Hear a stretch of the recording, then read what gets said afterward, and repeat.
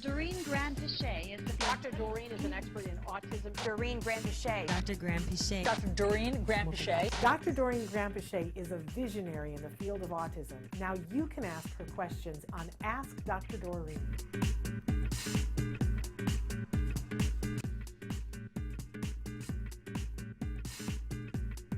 I'm glad you wrote this question back in because I actually have it on this piece of paper. They wrote it in and said, "Good morning. My 11-year-old son is extremely bright, has friends, hobbies, and participates in sports. Our problem is when we are in the car and we get stuck in traffic, he has a meltdown of crying, yelling, hyperventilating, and internalizing the situation. He'll say, 'What did I do to deserve this?' It looks like a panic attack. We have tried a car bag with books, fidgets, iPad, but he won't touch it. He will ask over and over to find out how long the wait will be, but sometimes we don't have a cell service.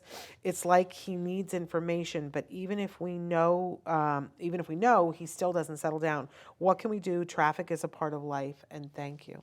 So I don't know why my first instinct is to tell you, are you sure that he needs the information?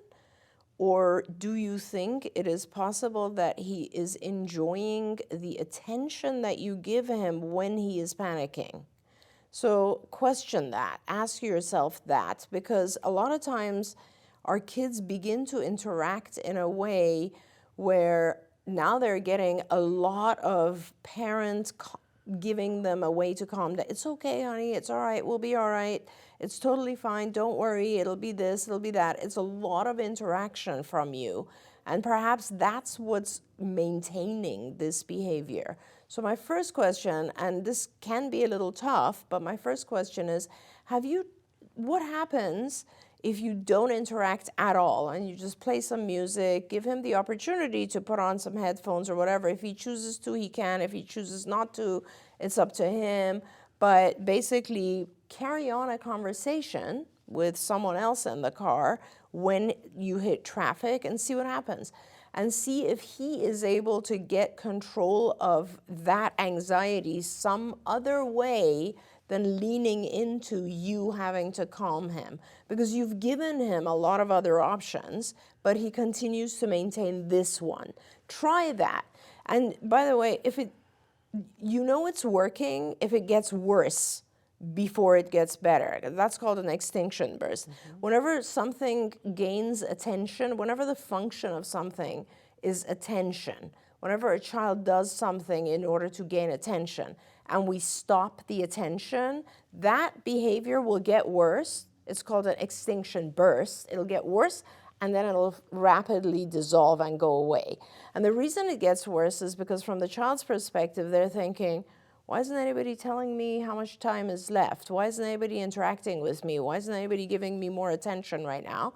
And then they'll be like, okay, so I'm gonna act up a little bit more to get that attention. And once they do and you still don't give the attention, they're like, I better figure something else out here because I need to kind of engage myself some other way.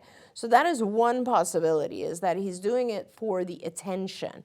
The other thing is, you've done everything, honestly. You've given him a way of knowing. Perhaps he's 11 years old, so perhaps you want to actually show him a map, give him maps on the phone, and let him see when it turns orange. So there's some predictability, so he knows we're going to be sitting in traffic for a little bit, and hey, isn't this cool? We can do all these other things while traffic is happening.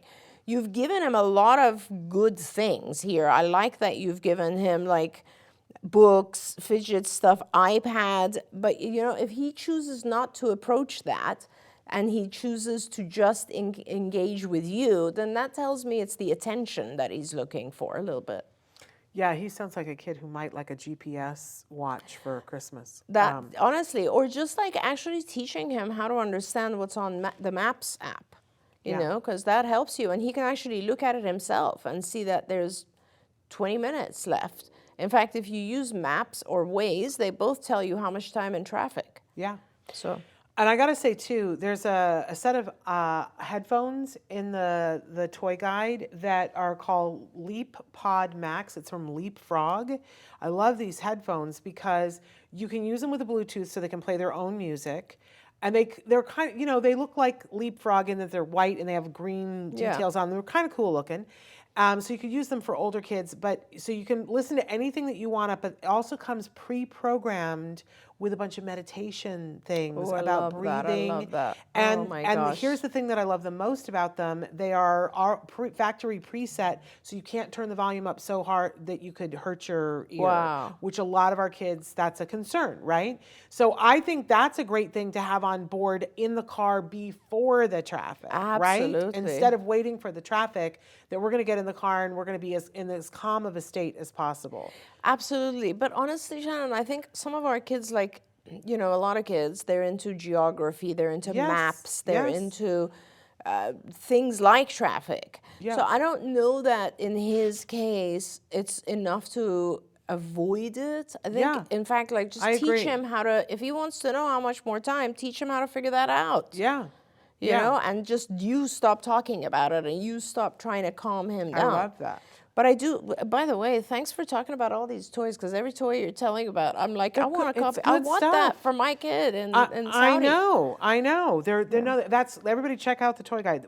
We picked them because they're really good. We haven't had a chance this year because you've been away. That's For right. you to play with the toys. I'll give you a tour of the toys. There's some good stuff. Don't forget, you can watch Ask Dr. Doreen live every Tuesday morning at 10 a.m. Pacific time. We hope to see you there.